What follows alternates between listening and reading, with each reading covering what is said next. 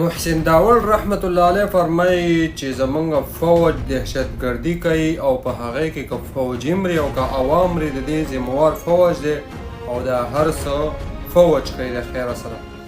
نو محسن داور صاحب کله چې فوج د عمران خان حکومت غورځوو ته د چا سره ولاړ وي او ته په کوم ځای کې ولاړ وي او تا ووټ چا له ورکوو د چا په خوله دې ورکوو.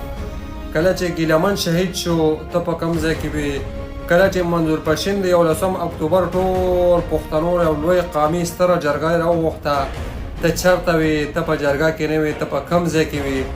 بیا چې د جرګې نه وروستو ټول خلک لاړو او په شا شو او د منظور پښتین د مرګ او د ژوند خاطره د خپله زندګي نشي کولی.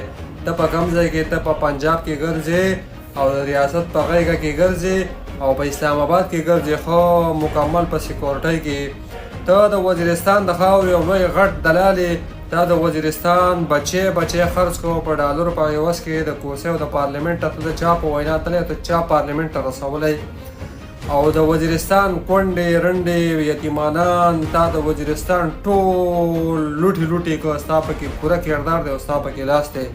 منظور پښتین چې نن بهر ته نشي راوتی، علي وزیر په جیل کې پروت دی او ته دغه شانتې په اسلام آباد کې کلم کلا ګرځې. نو ته د چا په وینا ګرځې او ته چا راوستی پارلیمنټ ته او ته دغه شانتې آزاد ګرځې او منظور پښتین او علي وزیر هغه بهر نشي ګرځېدی. نو ته د چا سړی او په چا پسې خبرې کوې؟ په دې ګریوان کې دې سر ښکته که ته د وزیرستان د خاورې یو لوی غټ دلال یې. وزیرستان ته لوټې کوه، ستا پکې پوره کردار دی.